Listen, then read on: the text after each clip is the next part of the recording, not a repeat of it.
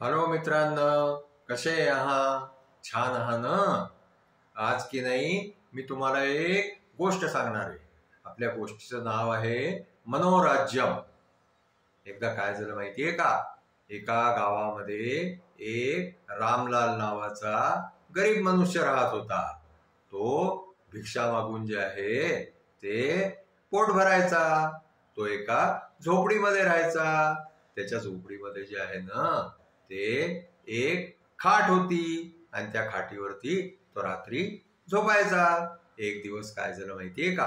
रामलालला जे आहे ना ते खूप सारी भिक्षा मिळाली, खूप सारा आटा मिळाला.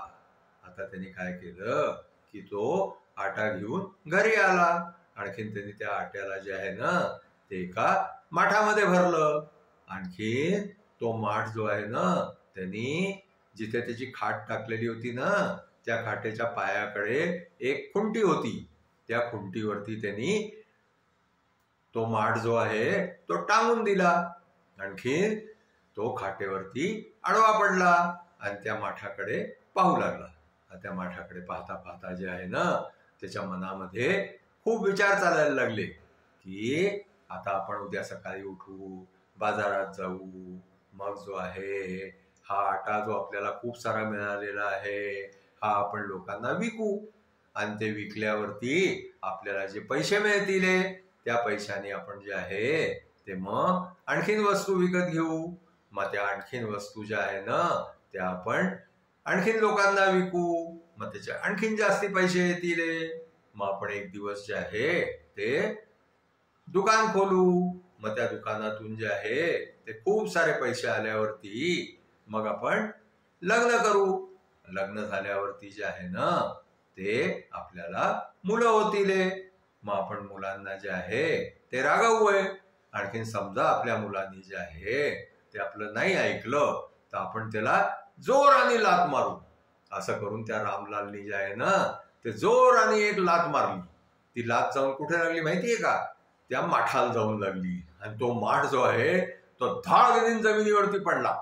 आणि जमिनीवरती पडून आणखी तो सगळा आटा जो आहे ना तो जमिनीवरती फैलला.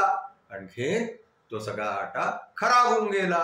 आता रामलाल जे आहे ते विचार करायला लागला की अरे आता तर आपल्यापाशी आटाच नाही उरला. आता आपण बाजारात जाऊन काय विकणार? आणखीन आपले हे असे दिवस कसे बदलणार? अशा प्रकारे जे आहे तो नुसतं जे आहे मनामध्ये विचार करत राहिला. आणखीन महाल बनवत राहिला.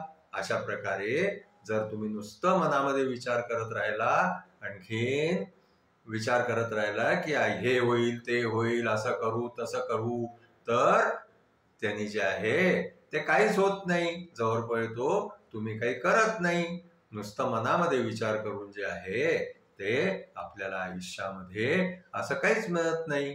त्या रामलाल सारखं जे आहे ते विचार करून आणखीन मुलं झाल्यावरती त्या मुलांना रागवणं, त्यांना लात मारणं, हा सगळा त्यांनी जो विचार केला आणि तिची लात मारली तर तो माठ खालती पडून फुटून गेला.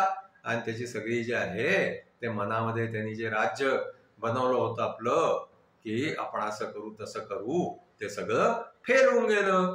म्हणून माणसाने जे आहे ते कृती करावी. माणसाने नुसतं विचार करत नाही बसू, आहे की नाही? म्हणून त्याला मनोराज्यम असं म्हणतात की मनामध्ये नुसते स्वप्न पाहणं आणि स्वप्न पाहून स्वप्न काही पूर्ण होत नाही. आजची आमची गोष्ट जी आहे ती इथेच संपली. तुम्हाला आमची गोष्ट आवडली असल्यास तुम्ही आमच्या चॅनलला लाईक करा, शेअर करा, सबस्क्राईब करा. थँक्यू.